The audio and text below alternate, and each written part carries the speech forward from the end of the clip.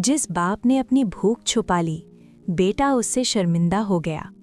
लाहौर का rickshaw driver Rashid दिन रात मेहनत करता रहा। खुद कम खाता, पुराने कपड़े पहनता, बस एक ख्वाब के लिए, उसका बेटा आयान डॉक्टर बने। बारिश के दिन रशीद गिर गया। हॉस्पिटल में आयान ने बाप को फटा कुर्ता पुराने जूतों में देखा। उसने कह दिया, अब्बू आप ऐसे क्यों आते हैं? रशीद ने मुस्कुराकर कहा, बेटा इज्जत कपड़ों से नहीं हलाल मेहनत से मिलती है। गुस्से में आयान घर छोड़ गया। 5 साल बाद डॉक्टर बनकर लौटा तो पता चला रशीद बहुत बीमार है। हॉस्पिटल के कमरे में रशीद ने उसका हाथ पकड़ा और कहा, बेटा मैं नाराज़ नहीं, बस अल्लाह से डरना, ये दुनिया फ़ानी है। आयान रो पड़ा।